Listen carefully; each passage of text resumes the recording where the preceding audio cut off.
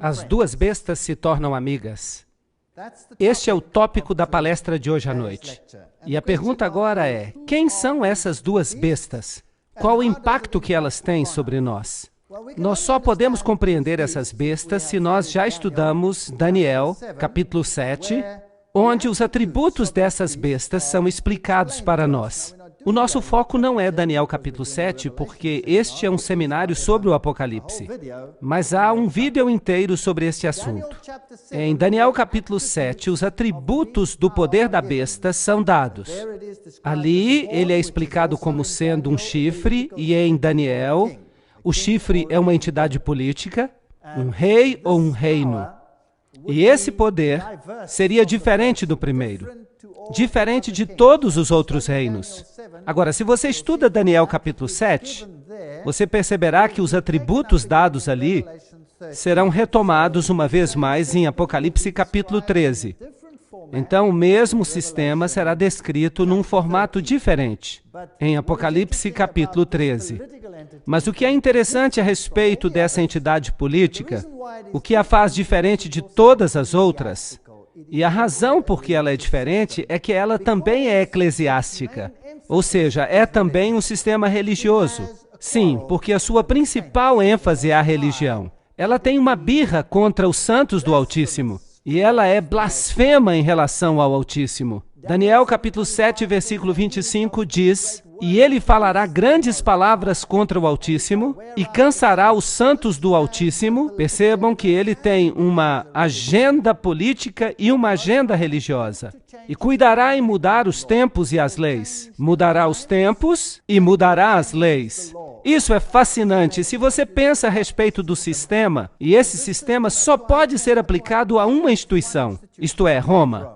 Nenhuma outra instituição se encaixa em todos os aspectos do chifre pequeno. Pena que eu não tenho tempo para entrar em todos os detalhes. Ele mudou os tempos e ele mudou as leis de Deus e os tempos de Deus. Vamos voltar a falar disso daqui a pouco. "E eles lhe serão entregues na mão em um tempo e tempos e metade de um tempo." E nós retomamos essa profecia em Apocalipse capítulo 11. Ali está escrito que haveria um poder controlador durante esses 3 anos e meio proféticos, ou 1260 dias proféticos, ou 1260 anos literais. Agora, a besta de Apocalipse capítulo 13, ela é um conglomerado de tudo aquilo que nós vimos em Daniel capítulo 7. Há inúmeros aspectos relacionados a esse animal. Ele tem a cabeça de um leão, a boca de um leão. Lembrem-se que o leão representava a Babilônia em Daniel capítulo 7, mas ele tem as patas de um urso, e o urso representava a Medo-Pérsia. E ele tem também o corpo de um leopardo, e o leopardo representa a Grécia, ainda em Daniel capítulo 7. E então ele tem 10 chifres, e as 7 cabeças e os 10 chifres representam os 10 reinos que nós temos em relação aos animais ali de Daniel capítulo 7. E também os dedos da estátua de Daniel capítulo 2. Então esta é uma besta conglomerada. Ela é composta então de várias filosofias, da Medo-Pérsia, da Grécia, Roma e de Babilônia. E ela fala com a boca de um leão.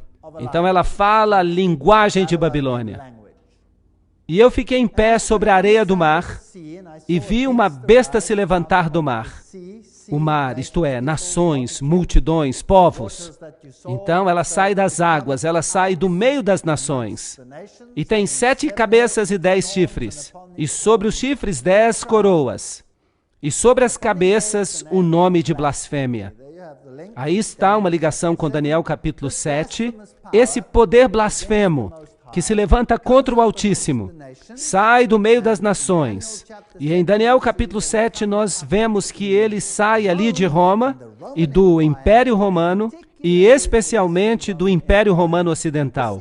E a sua influência se espalha em todo o mundo. E a besta que eu vi era semelhante a um leopardo. Então, ela tem a Grécia nela, ela tem a filosofia grega, se você quiser. E é claro, a Igreja Romana certamente tem a filosofia dos gregos nela, porque ela então depende do pensamento aristotélico e do pensamento dos filósofos, Orígenes e todos os eruditos gregos. Mesmo aqueles que se levantaram mais tarde no Império Romano, eles também estão representados. E tinha os pés de um urso. Será que Roma tem a filosofia da Medopérsia? Claro que sim, o mitraísmo é a base da sua religião, e ela tem inclusive a mitra, que vem dessa religião. E a boca era a boca de um leão. Será que a religião babilônica de Ísis e Osíris, de Baal e Astorete, será que estão todas presentes aí em Roma? E a resposta é sim.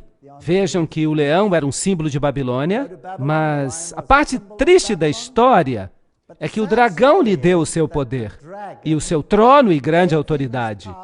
Apocalipse 13, 1 e 2.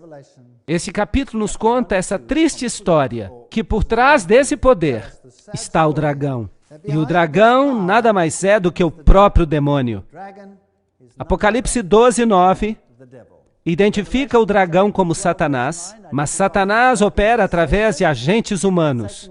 Em Apocalipse 12, o dragão, operando através de Roma pagã, tentou destruir a Jesus.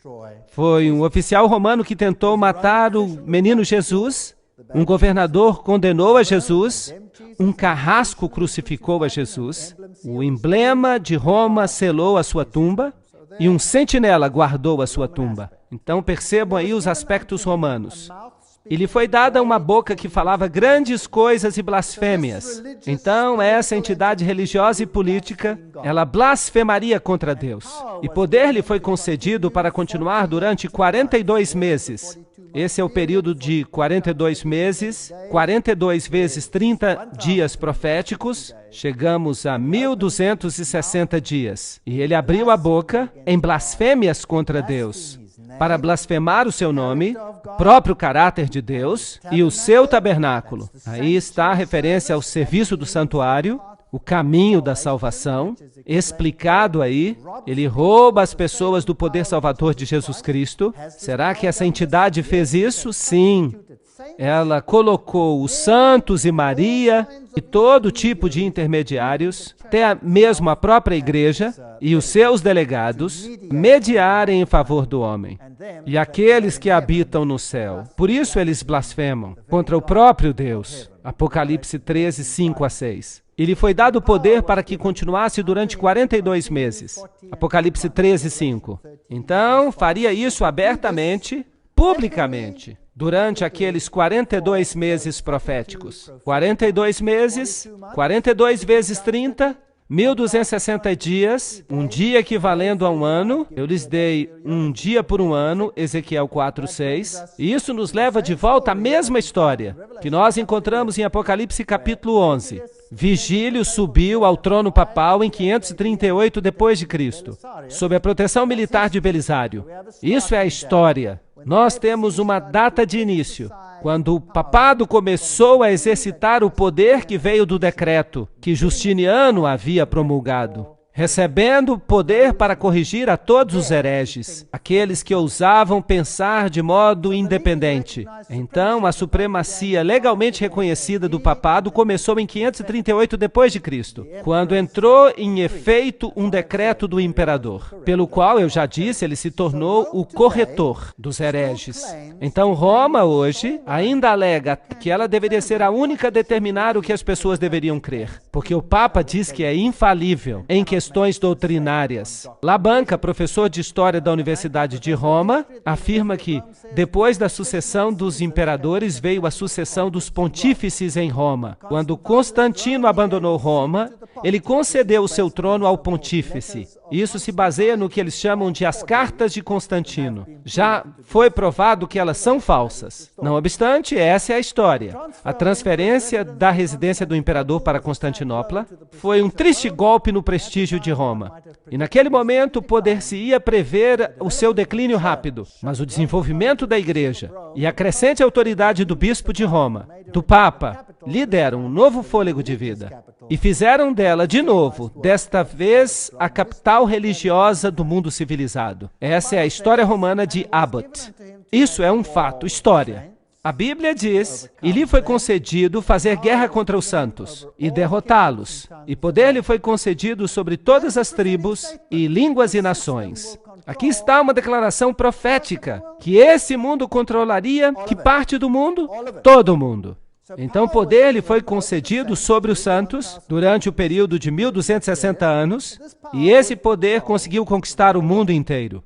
A história de Stanley afirma o seguinte: os papas preencheram o lugar vazio dos imperadores de Roma, herdando seu poder, prestígio e títulos do paganismo. Constantino deixou tudo para o bispo de Roma. Isso não é inteiramente verdade.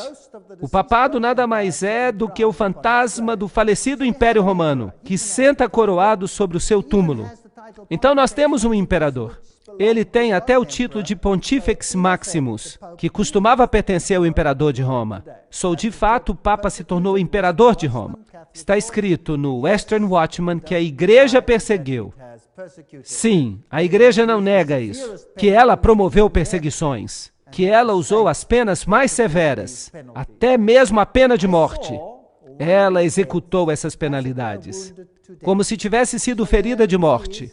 Então, há aqui uma ferida mortal, e a sua ferida mortal foi curada. E uma parte do mundo ficou maravilhada após a besta.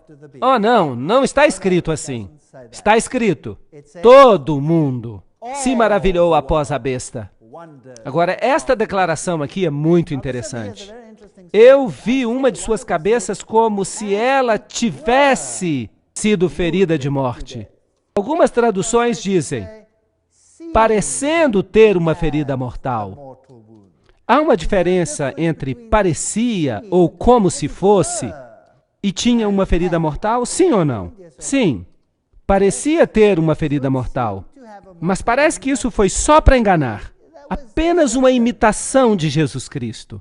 Porque a palavra anticristo significa em lugar de Jesus Cristo.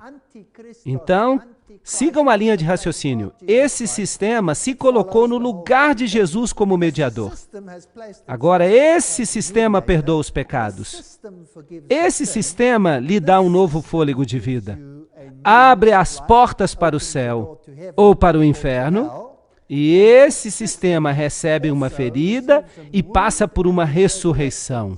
É uma contrafação de Cristo. Parece, então, ter uma ferida mortal. Então, trata-se do período de 1260 anos, de 538 a 1798. Uma das cabeças parece sofrer uma ferida mortal. Então, nesse período de tempo, ele parece morrer, mas ela não morre de fato. Ela simplesmente fica escondida. Mas como besta, ela morre, porque ela perde o seu poder político. E então, ela vai receber de volta o poder político, e assim ocorre uma ressurreição. Ressurreição da besta. É isso que a Bíblia está dizendo. Então, em 1798, Berthier entra em Roma, ele dissolve o governo papal, Napoleão e o seu exército de maçons estabelecem um governo secular. Assim diz a Enciclopédia Americana. Berthier entrou em Roma no dia 10 de fevereiro de 1798 e proclamou a República, assim cumprindo essa profecia. Literalmente, a metade da Europa pensou que o veto de Napoleão seria obedecido e que o Papa e o Papado estariam mortos. Livro Papado Moderno, do reverendo Joseph Hickeby. Citar essa autoridade é quase que citar a Bíblia. Então, exatamente 1260 anos, o assassinato de um francês em Roma em 1798 deu aos franceses uma desculpa para entrar em Roma. A história eclesiástica diz que levaram o Papa para o exílio e a besta recebeu uma ferida mortal. E eu vi uma das cabeças como se tivesse recebido uma ferida mortal.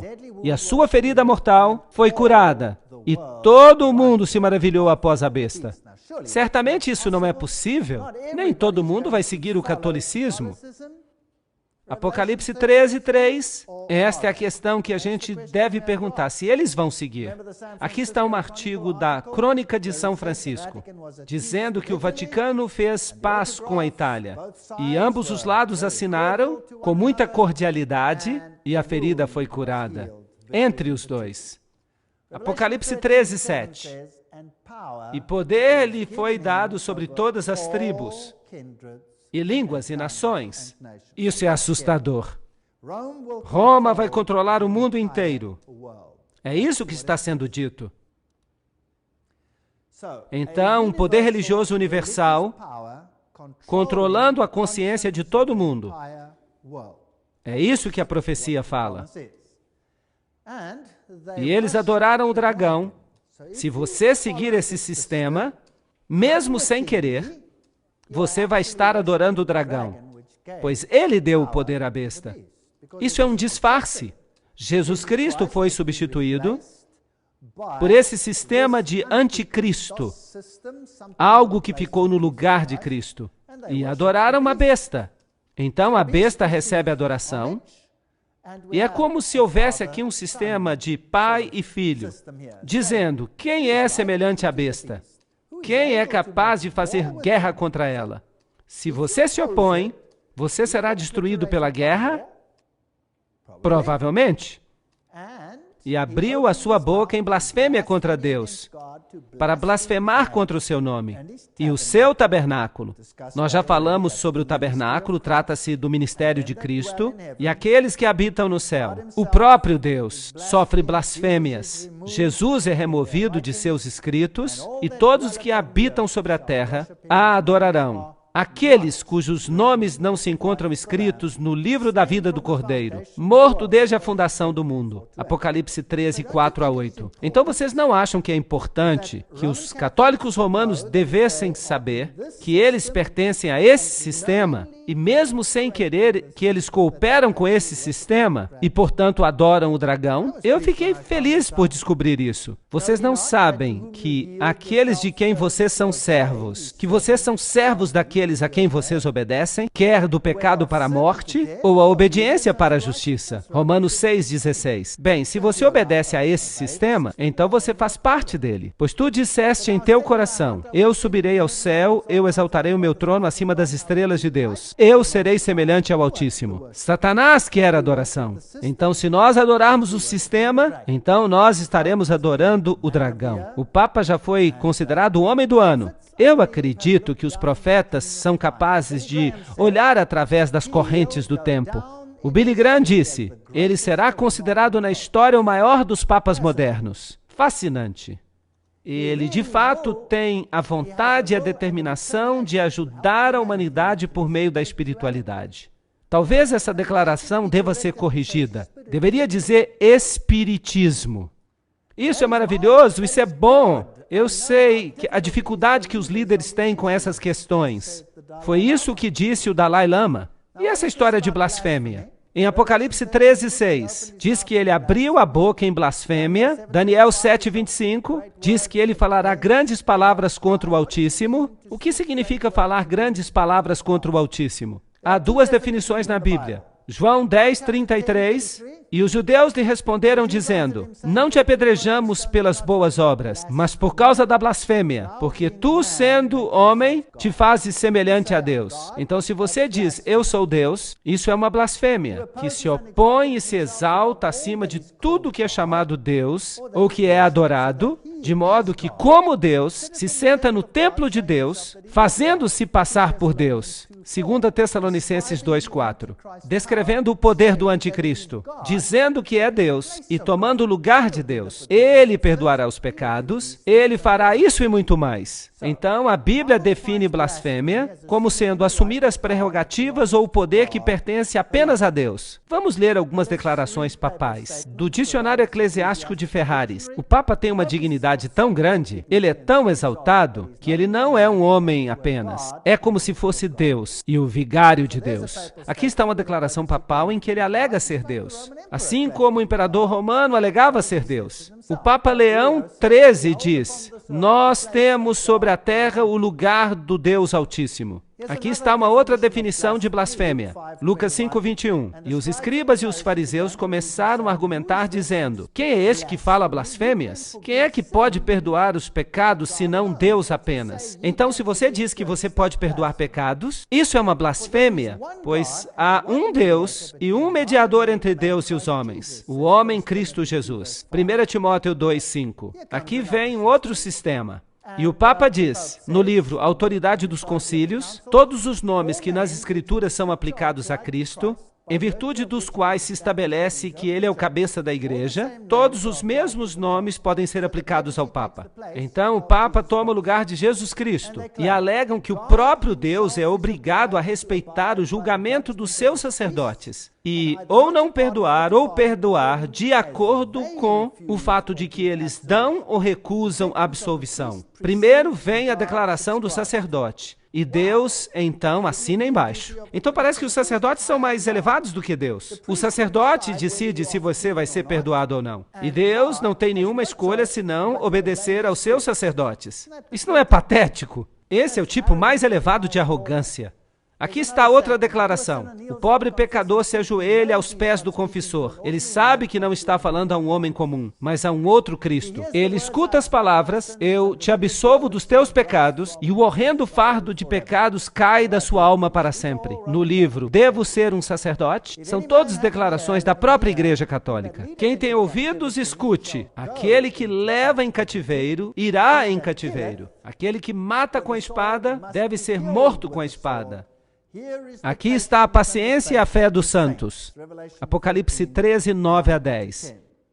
Agora, Daniel faz um acréscimo em relação a este poder. Ele acrescenta que ele cuidaria em mudar os tempos e a lei. Nós já falamos sobre isso. O papado mudou a lei de Deus. Tirou o segundo mandamento, transformou o quarto mandamento em terceiro mandamento, aplicou ao domingo em vez de ao sábado, e então dividiu o 10º mandamento em 2 mandamentos, de modo que o número 10 continuasse entre os mandamentos. Então ele mudou a lei. Será que ele mudou o tempo? Será que Roma mudou o tempo? Claro que sim. Que tempos Roma mudou? Mudou quase que tudo. Qual é o calendário que nós observamos? Nós usamos o calendário gregoriano. O calendário gregoriano. Quem é Gregório? Foi um papa. Por que Gregório mudou o calendário? Porque ele tinha que mudar os tempos. Percebem? Ele tinha que mudar os tempos. Hoje é um bom dia para a gente falar sobre isso, porque hoje é o dia da festa de Ishtar. Lamento, vamos dizer isso de um modo melhor. Hoje é a Páscoa pagã. E a festa de Ishtar e a Páscoa judia são duas coisas inteiramente diferentes. Não há uma coisa como a Páscoa pagã. A Páscoa judia era determinada pelas fases da lua. E os dias da Páscoa judia eram determinados pela lua nova. Então, quando vinha a lua nova, então os dias eram contados. E a Páscoa podia acontecer em qualquer dia. Ela não tinha que acontecer numa sexta-feira, ou num sábado, ou num domingo. A Páscoa podia acontecer em qualquer dia, a depender da fase da lua nova. Mas a festa de Ishtar, ela ocorria no primeiro dia da semana. Então o papado mudou o calendário para alinhá-lo com a festa de Ishtar.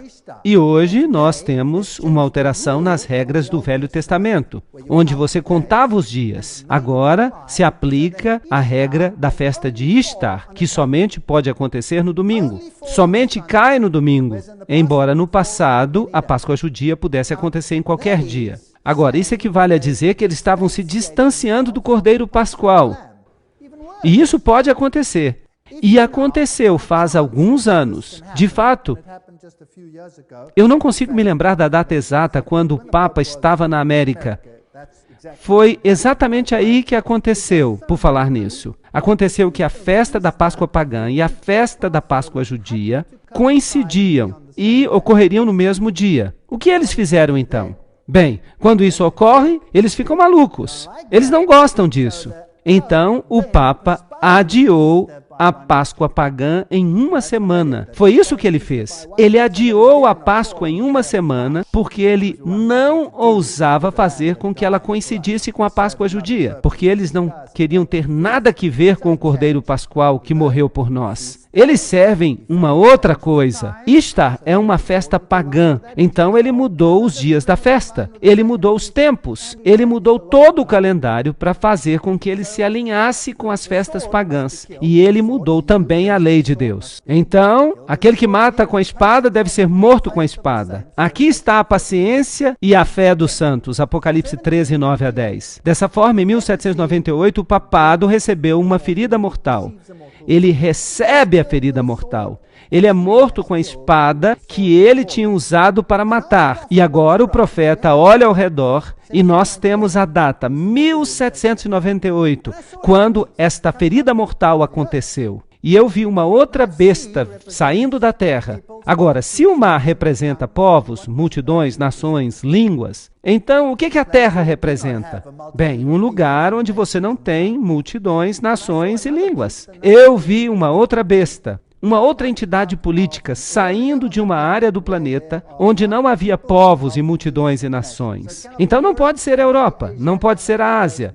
Não pode ser o Oriente Médio. Então, aqui temos uma nova entidade política. E ela tinha 2 chifres, como um cordeiro. Ela tem princípios que parecem princípios de um cordeiro. Mas ela fala como um dragão. E isso é interessante. Agora, quem é que tem esse poder? Bem, vamos então aos reformadores. Essas pessoas eram magnificentes. Eu tenho muito respeito pelos primeiros reformadores. John Wesley, em suas notas sobre Apocalipse 13, escritas em 1754, diz o seguinte da besta de 2 chifres. Ela não veio ainda, mas ela não deve estar distante, pois ela deve aparecer no final dos 42 meses da primeira besta. Agora, os reformadores todos disseram claramente, Roma é o anticristo. Eles estavam observando, e agora eles dizem, bem, esta outra besta não pode estar distante.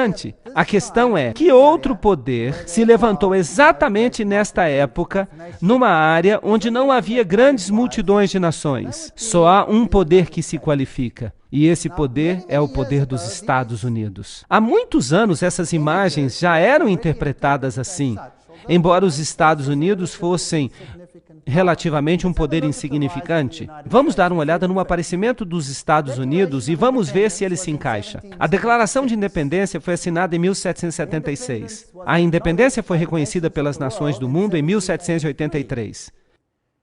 Em 1787, a Constituição dos Estados Unidos foi formada. Em 1791, a Carta dos Direitos foi acrescentada. E em 1798, o mesmo ano em que Roma recebeu a ferida mortal, a França, a nação mais poderosa da Europa naquela época, reconheceu a independência dos Estados Unidos. Então, a mesma nação que fere o papado com uma ferida mortal, no mesmo ano reconhece os Estados Unidos. Então o profeta vê que a primeira besta recebeu uma ferida mortal e depois continua olhando e vê outra besta subir, exatamente a tempo, em sentido profético. Em 1863, o ato de emancipação dos escravos. A Torre Eiffel é um símbolo da maçonaria. A Estátua da Liberdade é um símbolo da maçonaria. 1798 é uma data muito importante. Liberdade e justiça para todos. Esse é o princípio que o faz parecer um cordeiro. O dragão, um poder prévio, disse, tirem-nos da terra e enforquem-nos. É assim que o dragão fala. E é assim que o cordeiro fala. Aqui está um princípio semelhante ao de um cordeiro. O Congresso não fará nenhuma lei com respeito ao estabelecimento da religião, ou proibindo o seu livre exercício. Jesus disse a mesma coisa. Dai a César o que é de César e a Deus o que é de Deus. Jesus não veio para forçá-lo em suas decisões. Você pode escolher aceitá-lo ou rejeitá-lo, mas nenhum teste religioso será jamais exigido como qualificação para um emprego público nos Estados Unidos. Nós consideramos que estas verdades são autoevidentes, que todos os homens foram criados iguais, que lhes foi concedido pelo Criador certos direitos inalienáveis. E entre estes se encontram a vida, a liberdade e a busca da felicidade. Princípios semelhantes aos de um cordeiro. Mas esta Constituição terá que ser mudada se é para que haja legislação religiosa e até perseguição. A Constituição deverá ser abandonada. Nós nos movemos de uma república para uma democracia. Os Estados Unidos não eram uma democracia, era uma república. Você podia escolher, mas há uma vasta diferença entre uma república e uma democracia. Percebam que se 10 lobos e um cordeiro têm que votar a respeito do cardápio do almoço, o cordeiro acabará sendo o cardápio do almoço numa democracia. Porque são 10 contra 1, mas uma república tem princípios inteiramente diferentes dos de uma democracia. A Constituição é central numa república. E você não pode simplesmente votar. Mas isso parece que mudou. A Bíblia diz em Apocalipse 13:11, ele fala como dragão. Agora, o dragão deu ao primeiro poder o seu trono e grande autoridade. E ele é usado para quê? Para blasfemar a Deus e para perseguir os santos. Não foi isso que ele fez? Vocês creem que o mesmo poder começará a fazer a mesma coisa? Acham que isso é possível? Apocalipse 12:17 diz, então o dragão se irou contra a mulher e foi fazer guerra contra o restante da sua semente, aqueles que obedecem os mandamentos de Deus e têm o testemunho de Jesus. Se você se apega à palavra de Deus e àquilo que os profetas disseram, e se você obedece aos mandamentos de Deus em vez de aos mandamentos dos homens, será que você vai ficar encrencado com o dragão?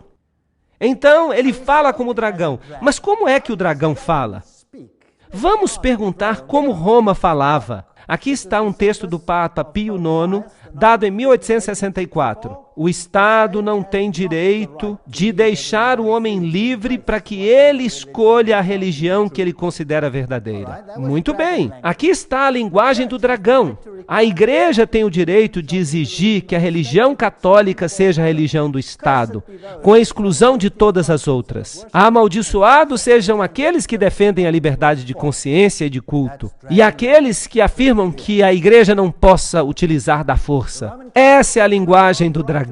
A Igreja Católica Romana deve exigir o direito de liberdade apenas para ela. Civiltà Católica. É uma declaração católica. A Igreja Católica Romana deve dar o seu voto com o propósito de garantir o domínio católico neste país. Mundo Católico, julho de 1870. Essa é a linguagem do dragão. Mas Apocalipse 13:12 diz, exercita toda a autoridade da primeira besta diante dela. Então, significa que ela fará as mesmas coisas que ela fazia no velho mundo. O que ela fará então? Fará com que a terra e todos que habitem nela, todo o mundo, que adorem a primeira besta. Ahá! Agora, como é que você força alguém a adorar a primeira besta cuja ferida mortal foi curada? Como é que você força, pela legislação, alguém a adorar a primeira besta? A única forma de fazer isso é através de leis que governem a consciência. Não está certo? Então, se a primeira besta tem regra ou regras e diz que este é o padrão que eu quero implementar, e eu digo, bem, eu não quero ter nada que ver com isso. Isso é contrário à lei de Deus. Então esse poder vem e diz, se você não obedecer, c'est fini. O que então? Então, o segundo poder está garantindo as leis do primeiro poder. E se eu então obedeço a essas leis, então o que de fato eu estou fazendo? Eu estou adorando a primeira besta, porque ela é que fez as leis. Isso não é verdade? Então, eu vou estar encrencado com Deus, porque essas leis podem ser contrárias à lei de Deus. Então, eu terei que fazer uma escolha. E é isso que a Bíblia diz que vai acontecer. A segunda besta fará exatamente isso. E ela faz grandes maravilhas, de modo que até fogo desce do céu sobre a terra à vista dos homens. O que é isso? Bem, pode ser fogo literal, mas eu acho que nós estamos falando de fogo espiritual aqui. E ela engana aqueles que habitam na terra. Agora, um fogo literal não é muito enganoso. É doloroso. Mas um fogo espiritual Isso poderia ser problemático. Então, esse segundo poder usará de engano para fazer isso, por causa dos sinais que lhes foram concedidos fazer diante da besta. Bem, então digamos que você veja, dentro da segunda besta, os Estados Unidos, um poder que envia um espírito, um fogo, um Espírito Santo, mas é um falso espírito. E é um espírito enganoso, e é cheio de milagres e sinais e maravilhas. Bem, então você tem um problema. Há uma palestra que eu ainda vou dar e se chama Fogo Estranho, na terça-feira à noite. O que quer que você faça, não perca essa palestra. Eu vou mostrar a vocês o fogo estranho, do tipo que você não vai querer acreditar, que lhes foram concedidos fazer diante da besta, dizendo àqueles que habitam sobre a terra que eles devem fazer uma imagem à besta que tinha sido ferida pela espada e viveu. Como é que você faz uma imagem para algo? O que é uma imagem? Uma imagem é algo que se parece com o original, não é verdade? Se eu olho num espelho, o que eu vejo? Eu vejo uma imagem, alguma coisa que se parece comigo, certo? Não sou eu, é apenas uma imagem, mas se parece comigo. Agora, com que se parecia a primeira besta? A primeira besta era um poder religioso usando o Estado para enfatizar as suas doutrinas, não é verdade? Agora, se a segunda besta se torna um poder religioso usando o Estado para enfatizar suas doutrinas, mas essas doutrinas são doutrinas da primeira besta, de Roma, e eles estão forçando que o mundo inteiro obedeça a Roma,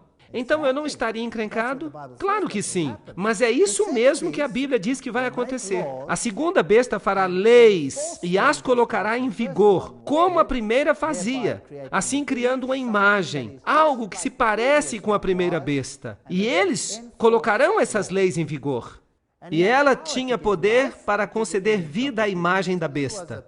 Então essa será uma entidade política muito poderosa, para que a imagem da besta pudesse falar, de modo que aqueles que se recusassem a adorar a imagem da besta fossem mortos. Vocês acham que os Estados Unidos têm poder para dizer, se o seu pequeno país não me obedecer hoje, eu vou destruí-lo? Sim ou não? Eu acho que sim. Ele tem poder de fazer isso. E ele certamente o fará. E ele certamente tem feito isso ultimamente. Apocalipse 13:15. Agora, não é interessante, conforme nós vimos ontem, que mesmo na arquitetura, um é a imagem do outro? Isso não é fascinante? Então, este fascinante edifício e todas as suas leis e estatutos que são protegidos pela Constituição, aqui a primeira besta, aqui um sacerdote indo ao Vaticano, e aqui está a guarda suíça representando o Estado protegendo a igreja. Aqui você vê o Papa com todas as bandeiras das nações ao redor dele. Será possível que as nações fiquem ao redor dele de modo aleatório? Como será que o Papa vai mudar o mundo? A revista Esquire diz que ele certamente vai mudá-lo. Este foi o Papa mais carismático de todos os tempos. E o Ronald Reagan foi o presidente que começou a fazer um pacto com ele. Ele começou a alterar a Constituição dos Estados Unidos.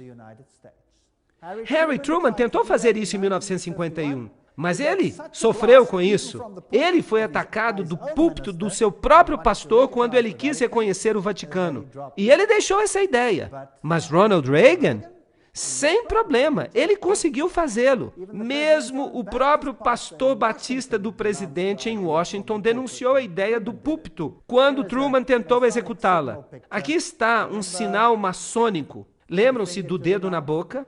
O que isso significa? É o sinal de Horus.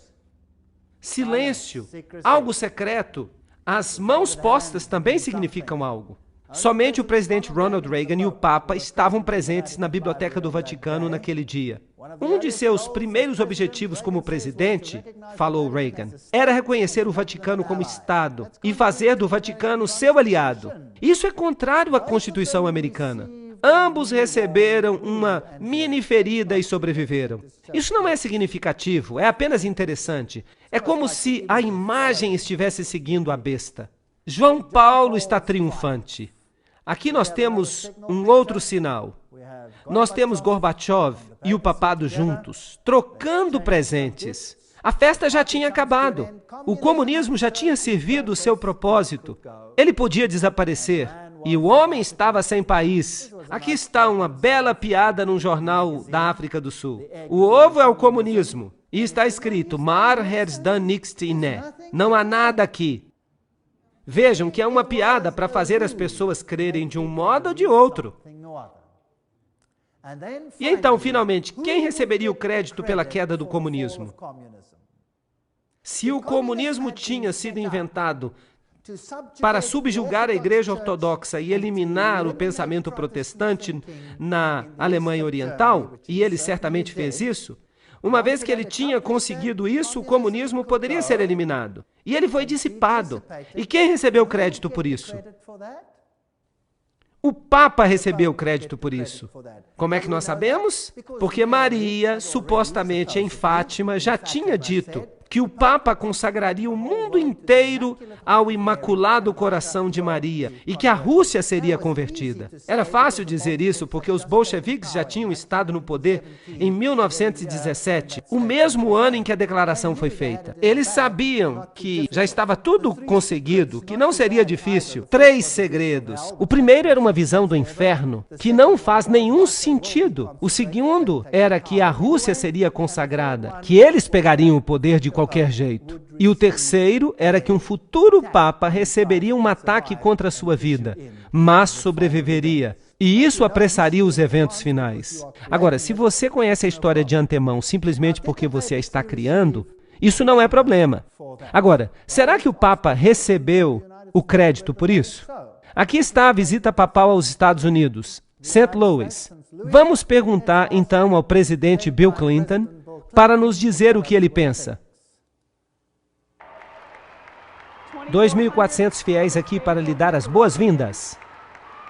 Ele está acenando às multidões.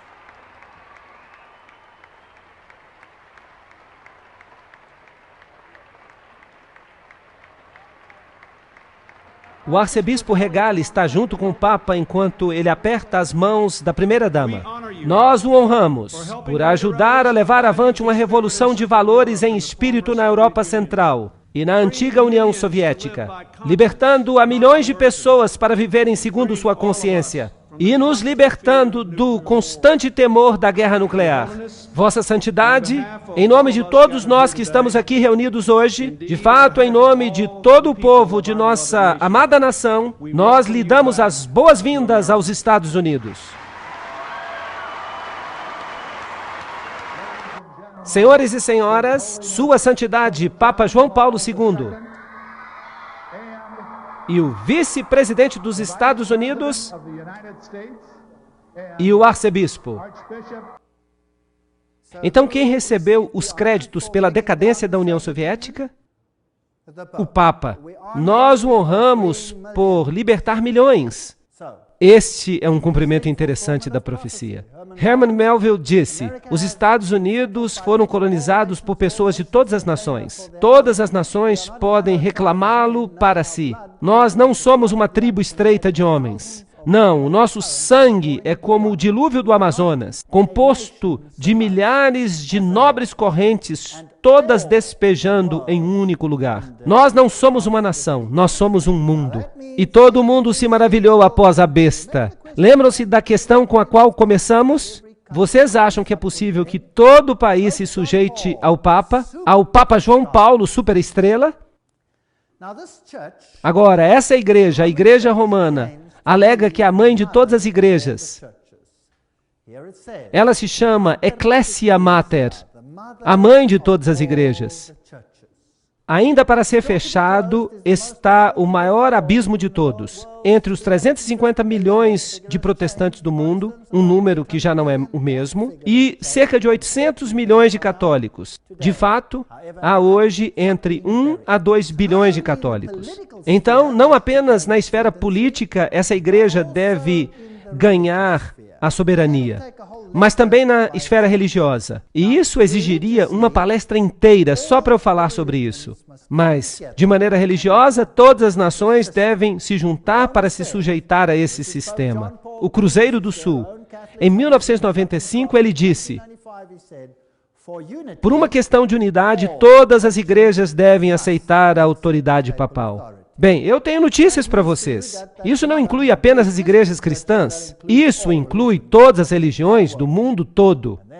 Está se falando de mãos através do abismo. E o papado está propondo um acordo em nome da unidade cristã. E ela realizou grandes sinais, fazendo até que fogo descesse do céu à terra à vista dos homens. Apocalipse 13:13. Então, o segundo poder usaria agora a religião na tentativa de unir o mundo inteiro sob um único sistema. E eu pergunto, nos últimos anos, a religião se tornou um assunto importante nesse planeta, sim ou não? Aham! E que religiões estão representando a tese e a antítese? A cultura judeu-cristã está sendo contraposta à cultura islâmica. E das duas deve surgir uma síntese.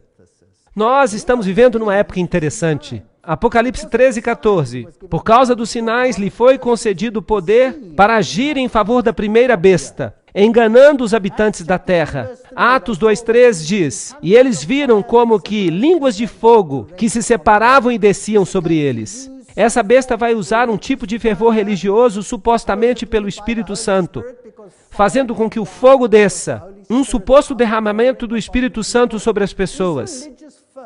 Será que o fervor religioso vai causar um conflito? Vocês acham que isso é possível?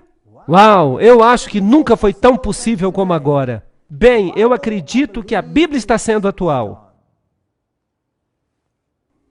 A Bíblia nos diz que os Estados Unidos da América, que se levantaram no momento oportuno, cuidarão de mudar sua fala como de cordeiro para a fala como de dragão. Eles hão de se tornar um poder perseguidor, assim como foi Roma no passado.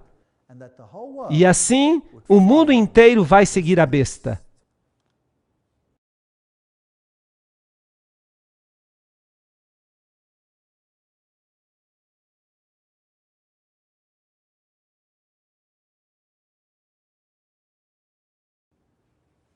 Bem, na nossa sessão anterior, nós vimos como surgiram os Estados Unidos, nós vimos os princípios do poder papal, nós vimos que a Bíblia fez previsões acerca do segundo poder. A besta que sai da terra adotaria os mesmos princípios que a primeira besta e os aplicaria universalmente. E lhe foi concedido poder, diz Apocalipse 13:15. Para dar fôlego à imagem da besta, para que a imagem da besta pudesse falar. Então, esse novo poder religioso teria sua voz ouvida e faria com que muitos que não adorassem a imagem da besta fossem mortos. Você ou é a favor ou é contra. Então, o princípio básico é, entre em forma, entre em forma. Isso mesmo, entre em forma ou você morrerá. Bem, você sabe que o presidente dos Estados Unidos está fazendo muito barulho acerca disso. Ele diz, ou você está do nosso lado ou está contra nós. Não é interessante? Igreja e Estado, eles vão operar juntos. Vai haver uma imagem a qual se prestará culto. Será que vai haver uma mudança na Constituição? O Grande Conflito, página 445. A imagem da besta representa essa forma do protestantismo apostatado que se desenvolverá quando as igrejas protestantes buscarem o auxílio do poder civil para a implementação dos seus dogmas. É um engano aplicar os procedimentos democráticos americanos à fé e à verdade. Revista Time, janeiro de 1995. Bem, isso é contrário à Constituição. Eles chamaram isso de engano naquela época. Bem, lembremos-nos, ele fará com que grande e pequeno, rico e pobre, livre e escravo recebam uma marca na sua mão direita ou na sua fronte, e nenhum homem será capaz de comprar ou vender, exceto aquele que tiver a marca, ou o nome da besta, ou o número do seu nome. Aqui está tudo num pacote. Apocalipse 13, 16 a 17. Aqui estão as questões que estão sendo discutidas. Então, se você não aceita a marca da besta, da primeira besta, besta, você precisa perguntar, o que é a marca da primeira besta? Hoje as pessoas pensam que é uma marca do computador, um chip na mão, talvez uma forma de controlar a compra e a venda. Há aparelhos que foram criados, que podem ser colocados na mão ou debaixo da pele da sua fronte, que são capazes de dizer onde você está e em que banco você está fazendo transações. Detalhes como aqueles de uma conta do cartão de crédito. Mas a minha pergunta para vocês é esta. Será que o cartão de crédito consegue controlar a consciência? Sim ou não? Será que uma nota de dólar consegue controlar a consciência? Sim ou não? O que controla a consciência é uma marca, um aspecto distintivo, se você prefere, da primeira besta que é o catolicismo. Será que um chip do computador é uma marca distintiva do catolicismo? Será que o que nós estamos lidando é com doutrinas? Certamente nós estamos lidando com doutrinas. Será que Deus se preocupa se você pode comprar feijão? Ou será que Ele se preocupa com um código de barra? Será que você vai ficar fora do céu por causa disso? Ou será que Deus se preocupa se você está obedecendo a um poder terreno contrário à sua vontade? Será que Ele se preocupa com isso? Sim, trata-se de uma questão de lealdade. Sim, talvez haja um chip. Talvez eles o coloquem sobre a sua mão, talvez sobre a sua fronte. Não importa. Isso não é a marca da besta, porque a marca da besta já foi definida como catolicismo. Será que um chip do computador mudou a lei de Deus? Sim ou não? Será que um chip de computador perseguiu os santos? Será que um chip de computador mudou os tempos? Não. Comprar e vender, você vai somente poder fazer isso se você aceitar a marca da besta. Aqui está a sabedoria. Quem tem entendimento, calcule o número da besta, pois é número de homem, e o seu número é 666. É o número de quê? De um homem, não de uma lata de feijão do Walmart. Não é uma lata de feijão, é o número de um homem. Bem, aqui está um homem. Quais são as letras inscritas na coroa do Papa? E o que elas significam? As letras inscritas na mitra papal são essas, Vicarius Filii Dei, que em latim significam vigário do Filho de Deus. Então aí está, Vicarius Filii Dei. E se você fizer a conta numérica, se você contar os valores em algarismos romanos do nome, você vai chegar exatamente ao número 666. E não tem jeito de fugir disso. Durante um tempo, essa mitra desapareceu e as pessoas disseram, não havia esse título. Mas é claro que ela fazia parte dos artigos papais. Eles não podem negar que esse título existe. Um tríplice 6 simboliza a união com o erro. Em grego, você tem um valor numérico. A frase reino latino, em grego, quando se conta o valor numérico de suas letras, você obtém 666. A mesma coisa acontece com a igreja italiana, Italica Ecclesia, 666. O homem que fala latim tem todos os seus títulos oficiais escritos em latim. Todos eles dão 666. E isso é interessante. De modo que o sistema tem o número 666. O homem, o anticristo, Vicarius Filii Dei, vigário de Deus sobre a terra, significa literalmente, no lugar de Jesus Cristo. O papado diz, coloquem-me no lugar de Jesus Cristo, chamem-me de anticristo. Ele não poderia ter nos feito um favor maior, porque ele mesmo se identifica. A marca da besta. O que é a marca da besta? Primeiro, nós precisamos compreender a marca de Deus, o seu selo, o seu sinal. E eu vi um outro anjo subindo do Oriente, tendo o selo do Deus vivo. Vocês se lembram que nós falamos sobre isso quando nós falamos dos capítulos anteriores do Apocalipse? Ele clamou com uma alta voz, e lhe foi dado ferir a terra e o mar, dizendo, não firas a terra, nem o mar, nem as árvores, até que nós tenhamos selado os servos do nosso Deus em suas frontes. Portanto, estabelecidos na verdade, eles não podem ser movidos. Um selo autentica um documento. Por isso que o presidente tem um selo. Além disso, eu lhes dei os meus sábados para que eles fossem um sinal entre mim e eles, para que eles soubessem que eu sou o Senhor que os santifica. Ezequiel 20:12. Se é um sinal, é também uma marca. Portanto, Deus tem uma marca. Por isso, o selo de Deus contém o seu nome, o seu título, o seu território. Eu, o Senhor, Jeová, o seu título, Criador, o território, céu e terra, está no coração da sua lei. Lembra-te do sábado para o santificar. 6 dias trabalharás e farás toda a tua obra, mas o 7º dia é o sábado do Senhor teu Deus. Porque em 6 dias, Jeová, o Senhor, o Criador, fez os céus e a terra. Por falar nisso, removam o sábado, como nós já dissemos antes, e toda a lei perde o selo da sua autoridade. A lei poderia ser de um Zé Ninguém, mas porque o sábado está aqui, toda a lei recebe a sua autoridade, nada menos, nada mais do que do Criador dos céus e da terra. Bem, e se você pegar essa lei e modificá-la? E se você colocar um selo diferente ali? O que você faz então? O que acontece então? Pois Satanás atacou o sábado, porque ele é o selo da lei de Deus. É a marca da autoridade que torna válida toda a lei. Lembram-se de Daniel 7:25? E ele cuidará em mudar os tempos e a lei. Bem, vamos perguntar ao Papa se ele fez isso.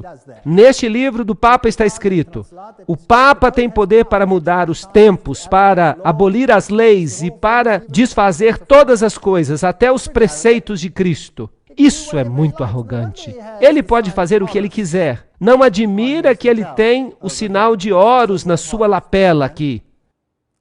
Jesus Cristo é o mesmo ontem, hoje e para sempre, Hebreus 13:8.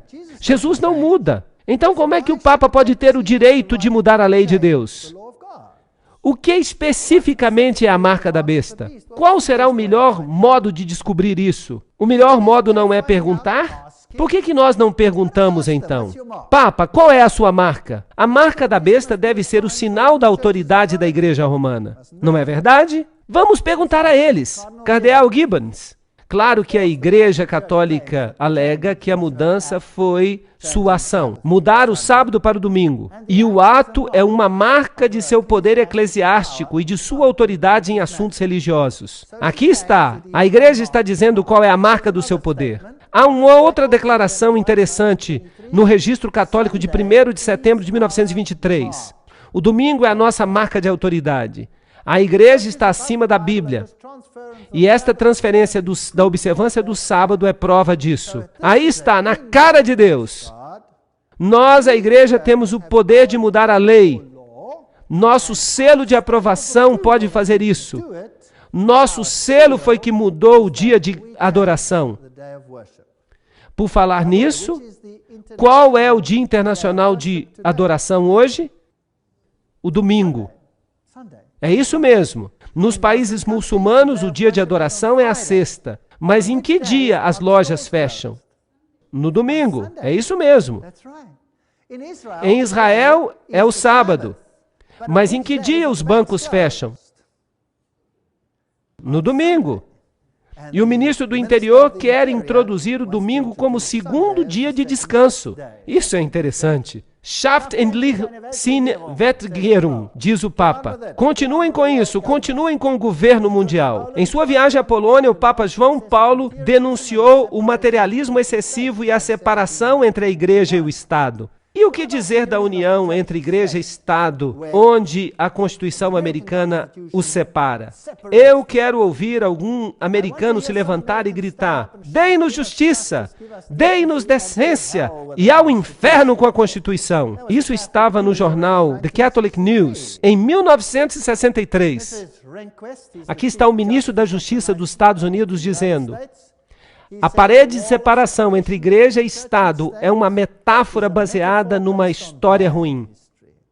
Essa é uma declaração horrível, uau! Uma metáfora que se mostrou inútil como guia para o nosso julgamento. Ela deveria ser franca e explicitamente abandonada. Ok, os Estados Unidos estão começando a falar como dragão, certo ou errado? Sim, essa é a linguagem do dragão. Aí está, o ministro da Justiça disse essas palavras, uma metáfora baseada numa história ruim. Aqui está um artigo da revista Time, em 1995, dizendo: o muro de separação entre a Igreja e o Estado que foi erigido pelos humanistas seculares. Alô? Será que eles conseguem torcer a verdade? e outros inimigos da liberdade religiosa. Eu pensei que tivesse sido colocado ali pelos amigos da liberdade religiosa. Bem, esse muro caiu. Aqueles que se opunham às nossas opiniões agora são os novos fascistas. Agora, isso é interessante. Aqui está o bully chamando a tampa de preta. Isso não é fascinante? Agora temos um fascista chamando um fascista de fascista. Aí está o pensamento jesuíta dialético. É brilhante, é tão inteligente, porque somente um fascista pode fazer uma regra que comanda a consciência. E se você se recusa a obedecer a essa regra, porque você aceita uma outra regra, você se torna, por princípio, um fascista. Porque você está aceitando um regime totalitário, você está aceitando a Deus, mas eles estão aceitando um outro tipo de governo, e esse é o do Estado. O jornal St. Louis Post-Dispatch fala: à medida que o segundo século depois da Carta dos Direitos chega ao fim, a Suprema Corte está redefinindo o que a liberdade religiosa significará no terceiro século. De modo amplo, a nova abordagem da Corte ajuda as religiões convencionais, embora fira as religiões que são pouco convencionais. É melhor você entrar no barco, senão... E vai ficar pior. Eu estou trazendo notícias ruins, mas felizmente eu estou muito alegre a respeito disso. Vocês já notaram? E isso é uma coisa que as pessoas acham difícil de entender. Eu não estou alegre com isso. Eu não descobri isso. Eu não descobri. Eu sou apenas um papagaio repetindo o que outras pessoas já descobriram. Eu estou alegre é porque isso é o cumprimento da profecia. E quando a profecia é cumprida, isso nos informa quem está no controle. Quem está no controle? Deus está no controle. E quando isso se cumpre, eu sei que eu vou logo para o meu lar. E quanto mais depressa, melhor. Vão em frente, acabem logo com isso. Nós queremos ir para casa. Não queremos lágrimas, não queremos choros, não queremos crimes. Não queremos mortes ou estupros, não queremos coisas terríveis que acontecem com as crianças. Tudo isso vai passar. Não vamos precisar de chaves, não vamos precisar de nada. Vai ser ótimo. Parece claro, e isso é o ministro da Justiça falando, parece claro que por estas leis o Estado nos compele, sob a sanção da lei, a que nos abstenhamos de trabalho ou de recreação no domingo, por causa da opinião da maioria quanto a esse dia. Pela lei, o Estado torna o domingo um símbolo de respeito ou aderência. Pat Robertson disse: a próxima obrigação que um cidadão da ordem mundial de Deus deve a si mesmo é lembrar-se do dia de guarda para torná-lo santo. Esse é um mandamento que beneficia cada cidadão pessoalmente. As civilizações mais adiantadas se levantam quando as pessoas podem descansar e receber inspiração de Deus. As leis nos Estados Unidos que ordenam um dia de descanso foram anuladas como uma violação da separação entre igreja e Estado. Isso é um insulto direto a Deus. E a seu plano. Somente aquelas políticas que se provam claramente seculares são reconhecidas. Esqueçam daquela Constituição estúpida que separa a igreja do Estado. Vamos fazer diferente. Vamos unir igreja e Estado. Vocês conseguem perceber uma imagem da besta aqui? Uau, isso é muito fascinante. Igreja e Estado trabalhando juntos, promulgando leis que vão honrar a primeira besta. Quem foi que mudou o sábado para o domingo? Foi a Igreja Católica Romana. Eles promulgaram o domingo. A quem eles estão honrando? A Roma. Eles estarão honrando a Roma. E então... O Sunday Times, 7 de maio de 1998. O Papa lança uma cruzada para salvar o domingo. Deixemos claro que não se deve trabalhar no domingo, porque no domingo se deve celebrar o dia do nosso Senhor. Ele escreveu toda uma encíclica. Vamos dar uma rápida olhada. Ele diz que é uma tradição. Eles celebram a Eucaristia. Fala-se de uma encíclica chamada Rerum Novarum. E se pedem leis que legislem com respeito à obrigação de guardar o domingo como dia santo. Estão pedindo legislação civil para permitir que as pessoas guardem o domingo. E os Estados Unidos deveriam dizer: a nossa Constituição proíbe isso. Nós lamentamos, senhor Papa, aqui a igreja e o Estado ficam separados. Nós não concordamos. Mas será que eles fazem isso? Não. Aqui está uma declaração. Aqui está Bush. Logo depois que ele assumiu a presidência, ele está aqui na inauguração de um museu católico que custou milhões de dólares, e ele afirma: a melhor forma de nós honrarmos ao Papa João Paulo II, verdadeiramente um dos maiores homens, é levar os seus ensinamentos a sério. É ouvir as suas palavras e colocar as suas palavras e ensinamentos em ação, aqui na América. Aqui está a pessoa mais alta do governo dizendo: vamos dar ouvidos ao Papa. Ele está removendo ou não a separação entre a igreja e o Estado? Claro que está. Ele fala que este é um desafio que precisamos aceitar. Eu tenho um problema com você, presidente. Você está falando como dragão. Não está, gente? Claro que está. Será que ele está cumprindo a profecia? Sim. Será que eu estou zangado com ele? Não, claro que não. Ele está cumprindo a profecia. E isso significa que nós vamos voltar para casa. Ele exercita todo o poder da primeira besta. Será que ele tem o poder de dizer às nações e aos indivíduos o que devem fazer? Sim ou não? Claro que tem. E faz com que a terra e aqueles que moram nela, que adorem a primeira besta. Está dizendo que é melhor que obedeçamos a este sistema, cuja ferida mortal foi curada. Esfregue uma religião na outra durante muito tempo, e uma delas vai se levantar como um grande cogumelo para defender a outra. A liberdade sem restrição de pensamento e de abertamente fazer conhecidos os pensamentos não está inerente nos direitos dos cidadãos. E de jeito nenhum deve merecer o nosso apoio. Não se deve dar permissão às pessoas que digam o que pensam. É isso que o Papa está dizendo. O Papa Gregório disse isso. Será que os Estados Unidos estão agora dizendo as mesmas coisas? O presidente não acabou de dizer que aqueles que dizem isso e aquilo são os novos terroristas? É melhor que você não diga nada contra nós, senão... Ele disse ou não?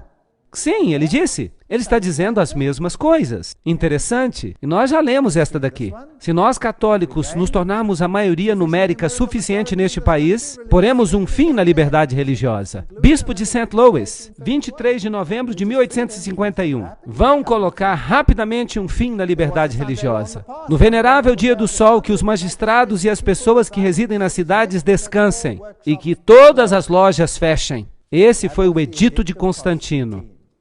Os cristãos não deveriam judaizar. Essa é a parte mais fascinante.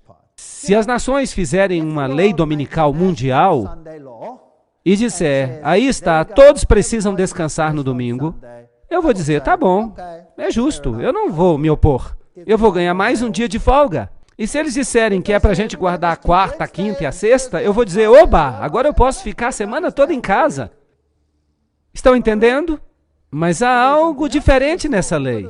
A lei também diz, além de não trabalhar no domingo, o que ela está dizendo? Os cristãos não deveriam judaizar, eles não devem guardar o sábado, ficar ociosos no sábado. Então, a lei está dizendo algo mais. Ela deve também me impedir de obedecer a Deus. Isso é interessante. Eles devem trabalhar nesse dia, o sábado, mas o dia do Senhor eles devem especialmente honrar. Agora, isso também aconteceu com Faraó. Faraó emitiu um decreto e Moisés foi até Faraó e ele disse, isso não vai acontecer. E Faraó disse, você, Moisés, você tem que obrigar o povo a descansar. E a palavra descansar que é usada ali no Velho Testamento é a palavra Shabat. Você deve obrigar o povo a descansar, Shabat. Eu estou dizendo a seus trabalhadores, eu vou aumentar o trabalho deles. Ninguém mais vai colher a palha para eles. Eles vão trabalhar. Que tipo de lei Faraó fez? Ele fez uma lei contra o sábado. E Constantino também fez uma lei contra o sábado. Claro, ao mesmo tempo ela era favorável ao domingo. Mas isso não é a coisa mais importante para mim. A coisa mais importante aqui é que ele proibiu as pessoas de descansarem no sábado. E Faraó fez a mesma coisa. Agora, qual foi a resposta de Deus a Faraó? Quando Faraó disse, eu vou forçar vocês a trabalharem no dia de sábado. O que aconteceu? As pragas caíram. Caíram sobre eles, e a Bíblia fala que haverá pragas no final dos tempos. Elas vão cair sobre eles, certo ou errado? Os paralelos são absolutamente fantásticos. Desde a época dos apóstolos até o Concílio de Laodiceia, cerca de 364, a observação sagrada do sábado dos judeus continuou, como pode ser provado por muitos autores, mesmo a despeito do decreto do Concílio contra ela. Vejam que os primeiros cristãos ignoraram os decretos papais, que o sábado continuou a ser guardado, não obstante o decreto do Concílio contra ele, também pode ser percebido pelo fato que o Papa Gregório I escreveu contra os cidadãos romanos, proibindo qualquer trabalho feito no sábado. Isto é, no domingo, porque as pessoas continuavam trabalhando no domingo. Então, vejam que a igreja primitiva guardava o sábado. Agora, aqui está outro decreto interessante, proclamado pela primeira besta. No Sínodo de Toulouse, em 1163 d.C., foi emitido o seguinte decreto: os bispos e sacerdotes tomem cuidado e proíbam, sob pena de excomunhão, qualquer pessoa de presumir ou dar apoio ou auxílio aos seguidores dessa heresia, a guarda do sábado. Este foi o decreto contra os valdenses. Eles escolheram guardar o sábado bíblico. Então o Papa disse: hereges, isso não deve acontecer. Onde quer que estes sejam descobertos, não se deve ter com eles nenhum negócio de compra ou venda. Então a primeira besta proclamou um decreto que aqueles que guardassem o sábado receberiam um boicote econômico.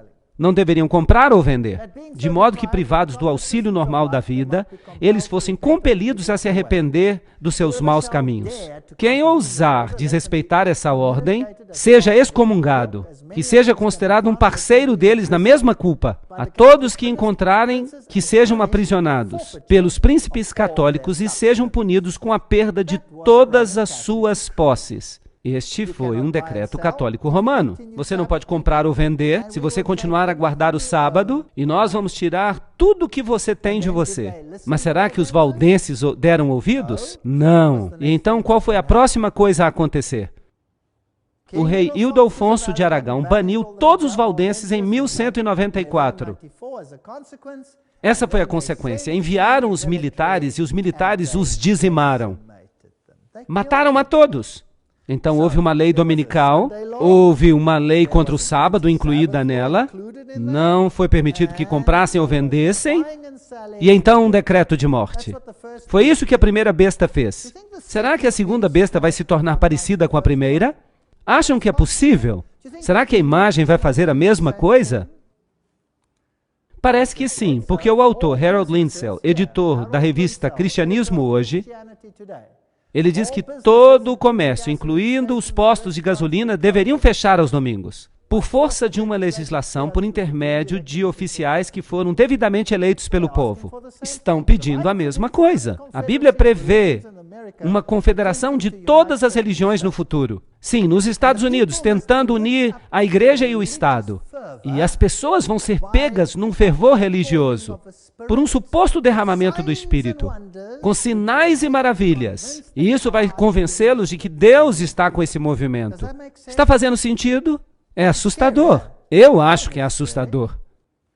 Então, uma crise vindoura é parecida com a dos dias de Daniel. O rei de Babilônia, um líder mundial poderoso, estabeleceu uma imagem de contrafação e obrigou que ela fosse adorada em contrariedade aos mandamentos de Deus.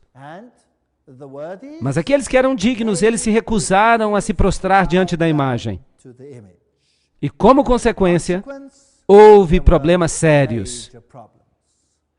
Daniel 3,15 diz exatamente como esta cerimônia religiosa foi realizada. Agora, quando vocês ouvirem o som de todos os tipos de música, se vocês estiverem dispostos a se ajoelhar e adorar a imagem que eu fiz, muito bom. Mas se vocês não a adorarem, serão jogados imediatamente na fornalha ardente. Será que a música pode ser importante para poder produzir um fervor religioso? Notaram no versículo todos os tipos de instrumentos de música. O que isso incluiria? Isso incluiria a música popular, isso incluiria, para aqueles que amam isso, a música da ópera, isso incluiria um rock pesado, isso incluiria o heavy metal, isso incluiria todos os tipos de música, não acham? Desde que o povo esteja sujeito ao fervor religioso. Quem se importa? A música vai desempenhar um papel muito importante. Vocês sabiam que a Bíblia repete esta passagem 3 vezes? como se Deus realmente estivesse nos tentando dizer algo. Vamos ver o que aconteceu quando o Papa fez uma visita a St. Louis. E os jovens encheram toda a câmara. E então 2 monges, esses aqui se parecem com monges franciscanos, vejam a roupa. Eles disseram, finalmente temos unidade, unidade, paz, paz na terra. E o que é que a Bíblia diz quando as pessoas começarem a dizer paz? Então nós temos um problema. E quando o Papa entra, esses jovens ficam histéricos. E todo tipo de música é usado para satisfazer a fome de sua alma. Desde a linda música do coral, aliás, um coral ecumênico, todas as religiões cantando juntas, até a música popular, com os braços levantados, as freiras estavam balançando os braços, e houve também rock pesado de um tal de DC Talk, e outras bandas assim. Quando o Papa entra, então há muitas danças no Senhor e todos os aspectos semelhantes. E um dos sacerdotes católicos está falando para o DJ ali. E ele diz, o repórter então faz uma pergunta para o sacerdote católico. Você acha que tem alguma religião nessa música alta? E o sacerdote responde, claro que há. Porque Deus está em toda boa música. A boa música da reforma. E essa música, bem, os jovens a compreendem. E isso basta. Mas vamos observar e ver o que acontece. Ah, foi ótimo. Nós tivemos uma sensação ótima de paz. Paz, amor e unidade. Unidade. Todas as nações virão e adorarão diante de ti, Senhor. E todas as nações se prostram.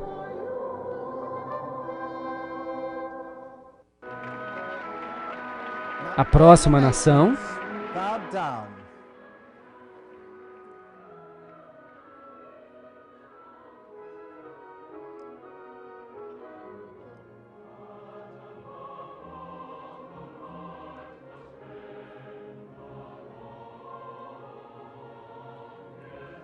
Next nation.